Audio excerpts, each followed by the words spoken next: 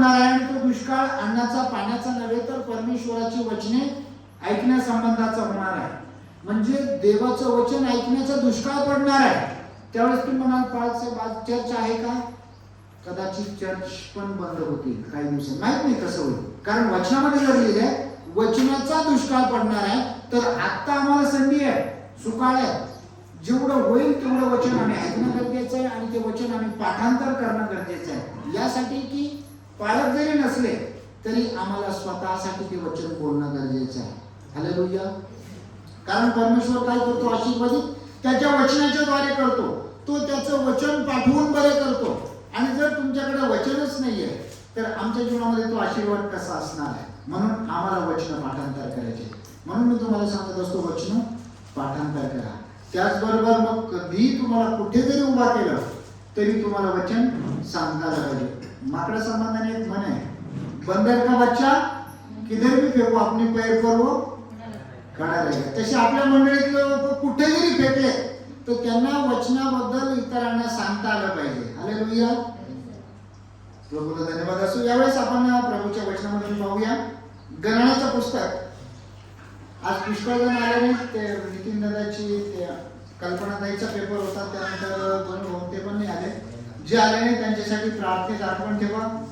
आम्ही आले विचारा. गणना पहिला 20 अध्याय 1 ते 13 वचनापर्यंत आपण वाचणार आहोत. मी काही प्रश्न पण विचारणार आहे, लक्षपूर्वक वचन वाचा. 1 ते 13 वचन.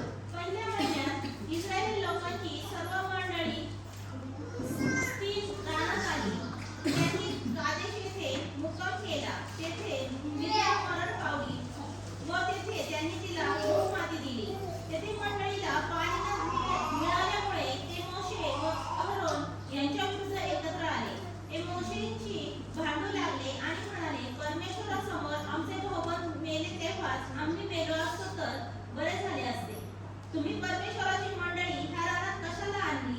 आम्ही व आमच्या पशूंनी मरावे म्हणून मिस्र देश सोडवायला लावून आम्हाला ह्या भिकार ठिकाणी का आणले? येथे धान्य, अंजीर, द्राक्षवेल अथवा डाळिंबे तर नाहीतच, पण प्यायला पाणी सुद्धा नाही. तेव्हा मोशे व अहरोन हे मंडळी कुठून निघून दर्शन मंडपाच्या दारापाशी पालथी पडले आणि परमेश्वराचे तेज त्याच्या दृष्टीस पडले. परमेश्वर मोशेला म्हणाला, आपली काठी घे आणि तू व तुझा भाऊ अहरोन मिळून मंडळी जमा करा व त्याच्या देखत तुम्ही त्या खडकाला आज्ञा करा, म्हणजे त्यातून पाणी निघेल. याप्रमाणे त्यांच्यासाठी खडकातून पाणी काढ व ह्या मंडळीला व त्यांच्या जनावरांना पाज. परमेश्वराने आज्ञा केल्याप्रमाणे मोशेने त्याच्यासमोर ती काठी आणली. मोशे व अहरोन यांनी मंडळीला खडकासमोर जमा केले आणि त्यांना मोशे म्हणाला, अहो बंडखोरांनो, ऐका, तुमच्यासाठी आम्ही या खडकातून पाणी काढायचे काय? मग मोशे हात उचलून त्या खडकावर 2दा काठी मारली, तेव्हा त्यातून विपुल पाणी वाहू लागले आणि ती मंडळी व त्याची जनावरे पाणी प्यायली. यावर परमेश्वराने मोशे व अहरोन यांना म्हटले, तुम्ही माझ्यावर विश्वास ठेवला नाही आणि इस्रायली लोकांसमक्ष माझे पवित्र प्रगट केले नाही. म्हणून ह्या मंडळीला जे देश मी दिला आहे त्या देशास ह्यांना नेणे तुमच्या हातून घडणार नाही. त्या झाडाचे नाव मरीबा म्हणजे भांडण पडले, कारण इस्रायली लोक परमेश्वराशी त्या ठिकाणी भांडले आणि त्यांच्यामध्ये परमेश्वराने आपले पवित्र प्रगट केले. आमेन. प्रार्थना करूया. प्रिय प्रभू, तुम्हाला धन्यवाद देतो, तुमची स्तुती करतो. प्रभू, या वचनाच्या द्वारे तुम्ही आमच्याशी बोला आणि तुमचं बोला. प्रभू येशू आमेन. प्रियांनो, आजचं वचन आपण जर लक्षपूर्वक ऐकलं तर आमच्या जीवनामध्ये ज्या अडचणी आहेत किंवा जे आशीर्वाद आहेत त्या आशीर्वादापासून आम्ही का दूर राहतो हे आमच्या लक्षात येईल. म्हणजे यासाठी की हे वचन ऐकून आम्हाला आमच्यामध्ये सुधारणा करायची आहे. कोणत्या ठिकाणी सुधारणा करायची हे आता तुम्ही ठरवायचं आहे वचन ऐकल्याच्या नंतर. प्रियांनो, जेव्हा प्रथम मासी इस्रायल लोकांची सर्व मंडळी सीनी रानात आली, त्यांनी कादेश येथे मुक्काम केला. त्या ठिकाणी मिर्याम मरण पावली. आता मंडळी कुठे आलेली आहे आणि कुठून निघाली? ही मंडळी कुठून निघाली होती माहिती तुम्हाला? मिसर देशातून. आणि मिसर देशातून जेव्हा ते निघाले तेव्हा ते सुरुवातीला होरेब पर्वतावर आले आणि होरेब पर्वतापासून आता कुठे आलेले आहेत? कादेश पर्यंत आलेले आहेत. हा सगळा काळ किती वर्ष गेला तुम्ही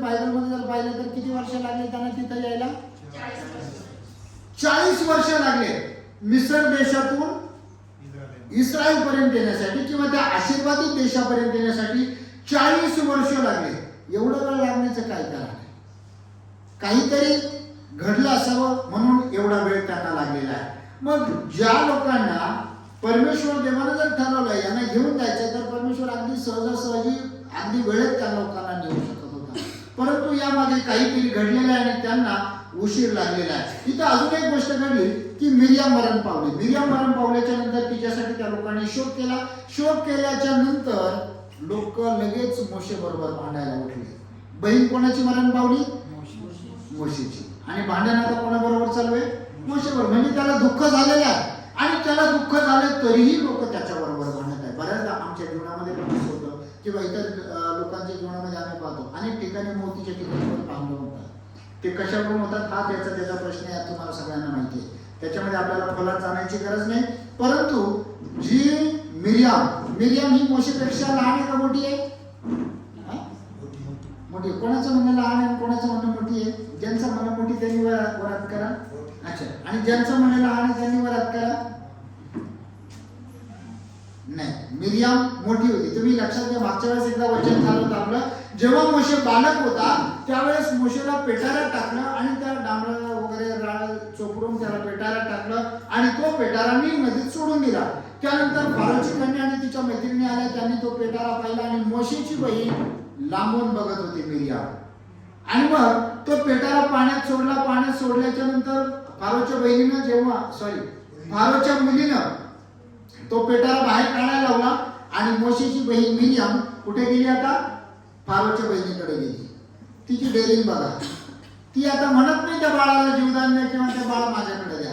ती म्हणते या बाळाला दूध पाजायला एखादी बाई आणू का? फुकट नाही आहे, भाड्याने आणू का? म्हणजे त्या बाळाला दूध पाजण्यासाठी तुम्ही त्या बाईला पैसे द्यायचे आहे. आणि तिने जाऊन कोणाला आणलंय? त्या बाळाच्या सख्या आईला, म्हणजे तिच्या आईला तिने आणलं. आता त्या बाईला स्वतःच्या बाळाला दूध पाजण्यासाठी पैसे मिळत होते. हालेलुया. जेव्हा मी प्रभूमध्ये राहतो ना तेव्हा आम्हाला आमचंच काम करण्यासाठी प्रभू आम्हाला आशीर्वादित करतो. परंतु त्यासाठी आम्हाला प्रभूमध्ये राहणं फार गरजेचं आहे. कारण वचनामध्ये लिहिलंय, जर तुम्ही माझ्यामध्ये राहिलात आणि माझी वचने तुमच्यामध्ये राहिली तर तुम्हाला जे काही पाहिजे असेल ते मागा तुम्हाला प्राप्त होईल. यासाठी आम्ही प्रभूमध्ये राहिल्याच्या नंतर प्रभूचा काही फायदा आहे का? फायदा आमचाच आहे. परंतु आम्ही वचनामध्ये राहिल्याच्या नंतर प्रभूचं वचनाच्या मध्ये सांगितल्याप्रमाणे आम्ही आशीर्वादित होतो. आणि या ठिकाणी जी मिरियाम नंतर मोशेच्या विरोधात तिने कुरकुर केली होती, घराण्याच्या अध्यायामध्ये आपण वाचलं होतं 12व्या अध्यायामध्ये. काय कुरकुर केली होती मिरियामनं? परमेश्वर काय फक्त त्याच्या एकटीशीच बोललाय का? कशामुळे कुरकुर केली होती? कदाचित तिच्या भाऊजाईचं तिचं पटत नसेल. कारण तिची भाऊजाई काही इस्रायलची नव्हती. कुठली होती ती? आफ्रिकन होती. आफ्रिकन लोक माहिती ना कोणत्या कलरचे? माझ्यासारखे कलरचे, माझ्यापेक्षाही जास्त आहे. आपल्याकडे आले होते ना आफ्रिकेचे पास्टर. आणि ती कुशी बायको त्याने केली. मोशेबद्दल लिहिले तो फार सुंदर होता. ते बालक फार सुंदर होता. असं मोशे जेव्हा बाळ होता तेव्हा आणि मोठा झाल्याच्या नंतरही तो सुंदर होता. आणि त्याने ती कुशी बायको केली. ती गोष्ट तिला खटकली. तिनं आपल्या भावाबरोबर आरोनाबरोबर एक काय म्हणतो आपण सूत्र काय म्हणतात दुसरं काही शब्द येईल त्याला. तिने कट रचला आणि मोशेच्या विरोधात ते गेले. परंतु स्वतः परमेश्वर मोशेच्या बाजूने उभा राहिला आणि मिरियमला शिक्षा दिली, आरोनाला मात्र सोडून दिलं. प्रियांनो, या ठिकाणी मात्र आता हे सगळे लोक, मिरियम आता मरण पावली आणि या सगळ्या लोकांनी कट रचला. जेव्हा एखादा कट असतो, कट रचणारे किती लोक असतात? नाही, कट रचणार सूत्रधार, मुख्य सूत्रधार. जेव्हा एखादा गुन्हा घडतो तेव्हा सूत्रधार किती असतो? एकच असतो. आणि मग बाकीचे त्याच्यामध्ये सामील होतात. जेव्हा पकडले जातात तेव्हा मुख्य सूत्रधार आणि बाकीचे लोक पण त्याच्यामध्ये असतात. परंतु इथं घटना वेगळीच घडली. इथं सूत्रधार अख्खी इस्रायलाची जनता आहे आणि कट कोणाच्या विरोधात रचलाय? एकट्याच्या विरोधात, अख्ख्या लोकांनी. आणि हे सगळे लोक मग मोशेकडे येऊन म्हणाले, परमेश्वरासमोर आमचे भाऊबंद मेले, तेव्हाच आम्ही मेलो असतो तर बरे झाले असते. तुम्ही परमेश्वराची मंडळी येथे का आणली? आम्ही व आमच्या पशूंनी या रानात मरावे म्हणून काय? म्हणजे या लोकांनी काय केली? तिथं कुरकुर त्यांची चालूच होती. आणि एवढी कुरकुर केली त्यांनी की ज्या मिसर देशातून वचनदत्त देशामध्ये जाण्यासाठी किती वेळ लागायचा? नाही, 40 दिवस. 40 दिवस लागत होते. तिथे यांना किती वर्ष लागले? 40 वर्ष. अनुवादाच्या पुस्तकामध्ये जा, पहिला अध्याय 3 वचन, त्याच्यामध्ये जा. आणि कोणीतरी पहिल्यांदा गणना वाचा, 14 अध्याय 34 वचन. पहिल्यांदा गणना वाचा, 14 अध्याय 34 वचन. देश हेरावायला जे 40 दिवस लागले त्यातील प्रत्येक दिवसामागे 1 वर्ष, या हिशोबाने 40 वर्ष तुम्ही आपल्या दुष्कर्माचा भार वाहाल. बस. मिसर देशातून तिथपर्यंत जायला किती दिवस लागले त्यांना? देश हेरायला 40 दिवस लागले. म्हणजे एका ते 40 दिवसात तिथपर्यंत जाऊ शकत होते. देश हेरायला म्हणजे फार कमी वेळेचं अंतर होतं, परंतु हेरणं म्हणजे सोपी गोष्ट नव्हती. तिथे जाऊन गुपचूप पाहणं, टेहाणी करत. चोर लोक पण बघा, जेव्हा चोरी करायची ना अगोदर जाऊन घेऊन पाहतात. 3 वेळा चक्र मारणं, इकडून मारणं, तिकडे मारणं, कुठून आतमध्ये जायला रस्ता भेटन. आणि अशा प्रकारे या लोकांनी तो देश हेरला, परंतु ते हेरण्यासाठी त्यांना 40 दिवस लागले. आणि या लोकांच्या हट्टापायी, त्यांच्या कुरकुर करण्याच्या द्वारे, परमेश्वराच्या विरोधात जाण्याच्या द्वारे जे ते 40 दिवसापर्यंत सहजासहजी तिथपर्यंत जाऊ शकत होते. किती दिवस लागले? एका दिवसाला 1 वर्ष परमेश्वराने पकडलं. म्हणजे त्यांचा आशीर्वाद एका दिवसामध्ये मिळायला पाहिजे होता, तो त्यासाठी परमेश्वराने किती दिवस गणले? 1 वर्ष. आणि मग 40 दिवस त्या लोकांनी 40 दिवस जिथं हेरण्यासाठी लागत होते, त्यांच्या कुरकुरीमुळे किती वर्ष लागले? 40 वर्ष. कधी कधी आमच्या जीवनामध्ये पण अशाच गोष्टी घडतात. आम्हाला जे काही पाहिजे असतं फार लवकर ते मिळणं अपेक्षित असतं, परंतु त्याला उशीर लागतो. त्याच्या मागे कारण काय? आम्ही परमेश्वरावर कधी कधी अविश्वास दाखवतो. एवढे का त्या लोकांसारखं लगेच बोलून दाखवत नाही, लोकांसमोर देवाच्या विरोधात कुरकुर करत नाही. परंतु कधी कधी लोक त्यांचं प्रियजन गमावल्याच्या नंतर देवाच्या विरुद्ध पण कुरकुर करतात. देवा तुला हेच दिसलं का? तुला कळालं नाही का? आम्ही देवाला दोष देतो. आणि बऱ्याचदा आमच्या अडचणीच्या काळामध्ये पण आम्ही देवाच्या विरोधात कुरकुर करतो. आणि त्यामुळे जो आशीर्वाद आम्हाला मिळणार असतो तो अजून पुढे लांबतो. किती पुढे लांबतो माहिती नाही, परंतु ह्या लोकांना परमेश्वर देवाने 40 दिवसामध्ये एका दिवसाला 1 वर्ष याप्रमाणे त्यांना 40 वर्ष लावली. परंतु खरं पाहता ते 40 दिवस पण लागत नव्हते तिथं पोहोचायला. किती दिवस लागत होते? मिसर देशातून वचनदत्त देशामध्ये फक्त 11 दिवस. अनुवादाच्या पुस्तकामध्ये जा, 1 अध्याय 2 वचन. पासून सेरे डोंगराच्या मार्गे होरेबापासून सेरे डोंगराच्या मार्गे कादेश बर्नेआ 11 दिवसाचे वाटे लागले. बस किती दिवस लागतात? 11 दिवस लागतात. आता यांना दिवस किती लागले? परमेश्वर या 11 दिवसाचे पण मोजू शकत होता. 11 दिवसाचं जरा थोडंसं 11 वर्षात त्यांचा प्रवास झाला असता. परंतु ह्या लोकांच्या हट्टापायी परमेश्वराने हे 11 दिवस नाही धरले, तर हे 40 दिवस धरले. प्रियांनो, जेव्हा आम्ही परमेश्वराच्या विरोधात कुरकुर करतो तेव्हा आमचा जो आशीर्वाद आहे, त्याचा जो कालावधी आहे, त्याच्यापेक्षा जास्त वेळ लागू शकतो. आणि मग या लोकांनी मोशेच्या विरोधात अशी काही कुरकुर करायला सुरुवात केली की मोशेला ते म्हणले, आम्हाला इथं धान्य नाही, अंजीर नाही, द्राक्षवेल, डाळिंब आजी आणि हे तर नाहीच नाही, आणि प्यायला पण पाणी नाही आहे. ही गोष्ट त्या लोकांच्या जीवनामध्ये अगोदर पण एकदा घडलेली होती. त्यानंतर तेव्हा मोशे व आरोन मंडळीसमोर जाऊन दर्शन मंडपाच्या दाराशी उपडे पडले म्हणजे कसे पडले? पालथे पडले. जेव्हा परमेश्वरासमोर हे पडले, कसे पडलेले आहेत? पालथे पडलेले. प्रियांनो, परमेश्वराच्या वचनामध्ये जर आम्ही पाहिलं, पवित्र शास्त्रामध्ये जेव्हा परमेश्वराच्या समोर जातात तेव्हा कसे पडतात?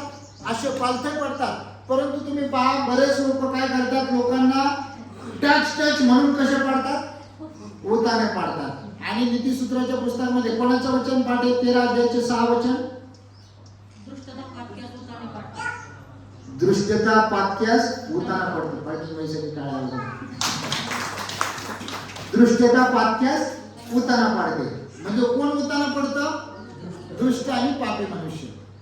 आम्ही जर दर आठवड्याला तेच लोक जर चर्चला जाऊनही उताने पडतात, तर मग मात्र अजूनही त्यांना वचन कळलेलं नाही. बायबलमध्ये जेव्हा प्रभू येशूला लोक धरायला आल्याच्या नंतर येशूने त्याला विचारलं, तुम्ही कोणाचा शोध करता? युहानशी वर्तमानामध्ये 18 अध्यायाच्या 6 वचनामध्ये त्यावेळेस त्या लोकांनी म्हटलं की नासरेतकर येशूचा, आणि येशूने म्हटलं तो मीच आहे. हे शब्द ऐकल्याबरोबर ते मागे भूमीवर हटले आणि मागे उताने पडले. प्रियांनो, जे आम्ही देवाचे लोक, जर तुम्ही वचनामध्ये पाहिलं तर जे एक जो शोमरोनी होता कुष्ठरोगी, तो प्रभू येशूकडे आला आणि प्रभूच्या पायाशी तो पडलेला आहे. मोशे पण जेव्हा देवाच्या सांगण्यामध्ये गेला तेव्हा तो पण कोपडा पडलेला आहे. त्याचबरोबर अब्राहम पण परमेश्वराच्या सांगण्यामध्ये गेला तेव्हा त्याला दंडवत घातला. दंडवत जो घातला जातो तो अशा प्रकारे घातला जातो. आम्ही जेव्हा चेहऱ्यावर खाली पडतो तेव्हा आम्ही स्वतःला नम्र करतो. आम्ही जेव्हा परमेश्वरासमोर जातो आम्ही नम्र होऊन असं झोपून पण प्रार्थना करू शकतो. म्हणजे आम्ही स्वतःला नम्र करून ती प्रार्थना करू शकतो. आणि मग मोशे आणि अहरोन परमेश्वरासमोर गेले आणि ते दाराशी पुढे पडले आणि परमेश्वराचे केस त्यांच्या दृष्टीस पडले. जेव्हा मी स्वतःला नम्र करतो परमेश्वर आम्हाला उत्तर देण्यासाठी तयार असतो. कारण आधी नम्रता आणि मग मान्यता. आणि मग परमेश्वराने मोशेला काय सांगितलं 7 वचनामध्ये. इथं एक 7 आणि 8 वचन हिंदी भाषेमध्ये वाचा. कोणाच्या बायबल हिंदी बायबल आहे का कोणाकडे? संगीत दादा हिंदी बायबल आहे तुम्ही? मोबाईल मधून वाचा कोणीतरी. बरं ठीक आहे, मी इथं काय लिहिलं ते तुम्हाला सांगतो. मराठी बायबल मध्ये काय, तू काठी घे आणि तुझा भाऊ अहरोन येथे मिळून मंडळी जमा करा व त्यांच्या देखत तुम्ही त्या खडकास आज्ञा करा. परंतु या ठिकाणी हे भाषांतर चुकलेलं आहे. या ठिकाणी असं लिहिलंय तुम्ही त्या खडकाशी बोला. ओरिजिनल हिब्रू भाषेमध्ये जर पाहिलं तर वेडी बॅरेटेम असा शब्द आहे आणि त्याचा अर्थ आहे बोल. आणि जो खडक आहे खडकाला हिब्रू भाषेमध्ये वेसल असं म्हणतात. या ठिकाणी त्या खडकाबरोबर बोल असं म्हटलंय. भेटलं का? कोणाला भेटलं? ठीक आहे, घरी गेल्याच्या नंतर वाचा. सगळ्या इंग्रजी बायबलमध्ये जरी तुम्ही वाचलं तर असं लिहिलंय speak to the rock. Speak म्हणजे काय? बोलणं. कमांड नाहीये. कमांड म्हणजे आज्ञा करणं. आज्ञा नाहीये. त्या खडकाबरोबर तू बोल. आणि मग मोशेला सांगितलं की त्या खडकाबरोबर बोल म्हणजे त्याच्यातून पाणी निघेल. याप्रमाणे त्यांच्यासाठी खडकातून पाणी काढ व या मंडळीस व त्याच्या जनावरास पाड. आता मग मोशेने काय केलं नव्या वचनामध्ये? परमेश्वराने आज्ञा दिल्याप्रमाणे मोशेने त्यांच्या समोरून काठी आणली. मोशे व अहरोन यांनी त्या मंडळीस खडकासमोर जमा केले. आणि त्याच मोशे म्हणाला, अहो बंडखोरांनो ऐका, आम्ही या खडकातून तुमच्यासाठी पाणी काढावे का? मग मोशेने हात उचलून खडकावर काठी 2दा आपटली, 2दा मारली. तेव्हा त्यातून पाणी विपुल पाणी वाहू लागले आणि ती मंडळी व त्याची जनावरे पाणी प्याली. तेव्हा परमेश्वराने मोशे व अहरोनने असं म्हटले, तुम्ही माझ्यावर विश्वास ठेवला नाही. काय म्हटलंय? तुम्ही माझ्यावर विश्वास ठेवला नाही आणि इस्रायल लोकांसमक्ष माझी पवित्रता प्रदर्शित केली नाही. म्हणून या मंडळीस जो देश मी दिला आहे त्या देशी न्यावयाचे तुमच्या हातून वावायचे नाही. त्या झऱ्याचे नाव मरिबा असे पडले. आता अहरोन हा पण मोशेपेक्षा 3 वर्षांनी मोठा होता. आणि मोशेला जेव्हा तिथं आणलं तर हे कितव्या वर्षामध्ये तिथं आलेले आहेत माहिती आहे? या ठिकाणी ही घटना कितव्या वर्षी घडली? निर्गमचं पुस्तक 16 अध्याय 1, 2, 3 वाचा. निर्गम 16 अध्याय 1, 2 वचन. मग एलीमेतून कूच करून इस्रायली लोकांचा सर्व समुदाय मिस्र देशातून निघाल्यावर दुसऱ्या महिन्याच्या 15व्या दिवशी एलीमेत पोहोचले. बस ठीक आहे, बस एवढं बसायला. प्रियांनो, 15व्या अध्यायामध्ये जर आम्ही पाहिलं तर ही मंडळी, इस्रायलची मंडळी परमेश्वर देवानं त्या तांबड्या समुद्रातून बाहेर काढली. ते चालत आले आणि त्यानंतर आता 2.5 महिने झाले ते आलेले. हा पहिलं वर्ष, ही त्यांचं पहिलं वर्ष निघण्याचं. आणि आता या वचनामध्ये जर आम्ही पाहिलं तर आता मात्र हे त्यांचं शेवटचं वर्ष होतं. 40वावं वर्ष त्यांचं होतं.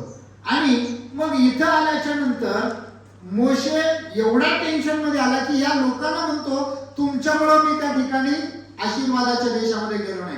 जर वचनामध्ये जर आम्ही वाचलं तर परमेश्वर काय म्हणतो त्यांना, जो देश मी तुम्हाला दिला आहे त्या देशी न्यावयाचे तुमच्या हातून होणार नाही. म्हणजे तुम्ही या लोकांना त्या देशामध्ये घेऊन जाणार नाही. आता परमेश्वर देवाने मोशे जेव्हा फारोच्या जवळ होता, मोशे कोणी दत्तक घेतला होता? फारोच्या मुलीनं. तो कुठं राहत होता? राजघराण्यामध्ये लक्झरी जीवन जगत होता. मस्त आपल्या आता सध्याच्या काळात जर पाहिलं तर मस्त त्याच्याकडे फॉर्च्युनर वगैरे गाड्या असतील, पाहिजे थार गाड्या असेल, जी गाडी पाहिजे असेल, BMW काही असेल ते. परंतु त्या काळामध्ये नव्हत्या, म्हणजे या गाड्याच्या मोठमोठाले रथ त्यांना मोशेच्या हातामध्ये होते. सगळं काही त्याच्याकडे पाहिजे तेव्हा जेवण वगैरे पाहिजे त्या पद्धतीचं आरामदायक सगळं काही सगळं ठीक होतं. आणि हे सगळं सोडून परमेश्वराच्या आज्ञेप्रमाणे तो निघालाय. आणि आता तोच मोशे ज्याला सांगितलं होतं परमेश्वराने या लोकांना बाहेर काढून मी सांगितलं त्या ठिकाणी न्यायचंय, वचनबद्ध देशामध्ये न्यायचंय, परंतु आता मोशे त्या स्पर्धेतून बाद झालेला आहे. जिथं मोशे त्या आशीर्वादित देशामध्ये जायला पाहिजे होता तो बाद झालाय. कारण का? कारण या सगळ्या लोकांनी परमेश्वराच्या विरोधात कुरकुर केली. आणि मग मोशेने त्या लोकांसाठी त्या खडकामधून पाणी काढलं. मोशे आता त्या लोकांना काय म्हणतो? अनुवादाच्या पुस्तकामध्ये 1:37 तुमच्यामुळे माझ्यावरही परमेश्वर रागावून म्हणाला. बस या ठिकाणी मोशे कोणाला म्हणत आहे? तुमच्यामुळे परमेश्वर माझ्यावर रागावून म्हणाला, तू त्या देशात प्रवेश करणार नाहीस. पहा कोणावर रागावला? मोशेवर. अख्ख्या लोकांमुळे एकट्या मोशेवर परमेश्वर रागावला. आता मोशे त्या लोकांना सांगतो तुमच्यामुळे हे सगळं झालं. थोडस लक्ष द्या. बऱ्याचदा आम्ही दुसऱ्यांना दोष लावतो की नाही, किंवा कधी कधी दुसऱ्यामुळे आपल्याला पण भेटत नाही. एखादी गोष्ट आम्हाला भेटणार असते, परंतु आमच्या बरोबरचा एखादा मनुष्य असतो, तो काहीतरी चूक करतो आणि ती गोष्ट आम्हाला पण भेटत नाही. कारण वचनामध्ये काय लिहिलंय? मूर्खाच्या सोबती कष्ट पावतो. आता याच्यात बरोबर एक मूर्ख होता का? एवढे सगळे देवाच्या विरोधात कुरकुर करणारे म्हणजे शाणे म्हणावं का? आणि मग मूर्खाच्या सोबती कष्ट पावतो. जवळजवळ 6 लोक मूर्ख लोक त्याच्या बरोबर. आणि मग आता याला साधे कष्ट भेटणार आहेत. परंतु प्रियानो, मोशे त्या लोकांना त्याच्या मनातली खतखत बोलून दाखवतो. तुमच्यामुळे हे सगळं झालं, तुमच्यामुळे मी त्या ठिकाणी जाऊ नाही राहिलो. 3 अध्याय वाचा. 3 अध्यायाच्या 23 वचनापासून 26 वचनापर्यंत वाचा. मोशे आता परत एकदा लोकांना सांगतोय की 3 अध्याय 23 वचन. त्या समय मी परमेश्वराची काकूळत करून म्हटले, हे प्रभू देवा, तू आपल्या दासास आपला प्रताप व आपला बलिष्ठ हस्त दाखवू लागलास. तुझ्यासारखी करणी करणारा व पराक्रमी देव स्वर्गात अथवा पृथ्वीवर कोणी आहे काय? तर मला पार उतरून जाऊ दे. मोशे प्रार्थना काय करत आहे? प्रभू मला त्या देशात जायचं आहे. कधी कधी लेकरं आई बापाच्या मागे लागतात ना, पप्पा मला यायचंय, पप्पा मला यायचंय. आणि मोशे पण परमेश्वराकडे हट्ट करत आहे, प्रभू मला तिथे घेऊन जा, त्या आशीर्वादित देशामध्ये मला जायचंय. त्यावेळेस काय म्हटलं परमेश्वर देवानं? वाचा. तर मला पलीकडे जाऊ दे आणि वाघाने पलीकडे असलेला तो उत्तम देश, तो चांगला डोंगराळ प्रदेश आणि लबानोन माझ्या दृष्टीस पडू दे. पण तुमच्या पायी परमेश्वर माझ्या रुष्ट झाला आणि त्याने माझे ऐकले नाही. परमेश्वर मला म्हणाला, पुरे ही गोष्ट पुन्हा माझ्याजवळ काढू नको. पिसगाच्या बस. परमेश्वर काय म्हटलं मोशेला? बस झालं, पुरे कर. आता परत ही गोष्ट माझ्याकडे काढायची नाही. म्हणजे मोशे प्रार्थना करत होता, प्रभू मला जायचं आहे. बऱ्याचदा आम्ही प्रार्थना करतो आमची प्रार्थनाच ऐकली जात नाही.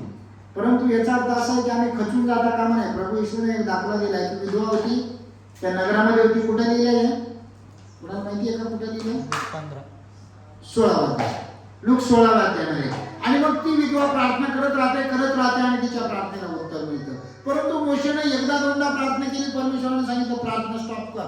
आता परत ही प्रार्थना माझ्याकडे काढायची नाही, हा विषय माझ्याकडे घ्यायचा नाही. म्हणजे परमेश्वर किती चिडला असेल त्याच्यावर. आणि दुसऱ्यांदा आता मोशे त्या लोकांना, इस्रायल लोकांना बोलून दाखवत आहे, तुमच्यामुळे माझ्या जीवनामध्ये हे सगळं घडलंय. 4 अध्याय काढा, 21 वचन.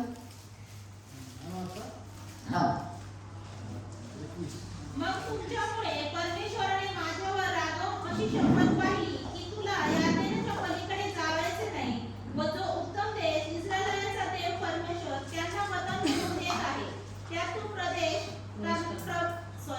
प्रवेश करणार नाही. बस यावेळी या ठिकाणी मोशे 3 वेळा त्या लोकांना सांगतो, तुमच्यामुळे मी गेलो नाही. तुम्ही पहा किती चिडला असेल मोशे पण या लोकांवर. जे आशीर्वादाचं ठिकाण स्वतः परमेश्वरानं या लोकांसाठी सिद्ध केलेलं आहे. त्या ठिकाणी मोशे पण जात नाही राहिला आणि मग मोशे त्या लोकांवर चिडलेला आहे. परंतु आता प्रश्न हा आहे की मोशे परमेश्वरावर का चिडला? थोडस लक्ष द्या. इथं आमच्या आशीर्वाद आहे, आमच्या जीवनामध्ये जो आशीर्वाद आहे त्याचा संबंध आहे. परमेश्वर मोशेवर का चिडलेला आहे? का चिडला असेल बरं सांगा? चूक कोणी केली? सूत्रधार कोण आहे या सगळ्या घटनेचे? आखी मंडळी. मेन सूत्रधार धरायला पाहिजे ना, परंतु धरला कोणी? जो त्यांच्या बरोबर होता त्याला धरला. का? काय आज्ञा मोडली? Very good. संगीतासाठी कळायला खडकासोबत बोलायचं सांगितलं होतं परंतु त्याने काठी मारली. आता याच्या अगोदर मोशेने काय केलंय?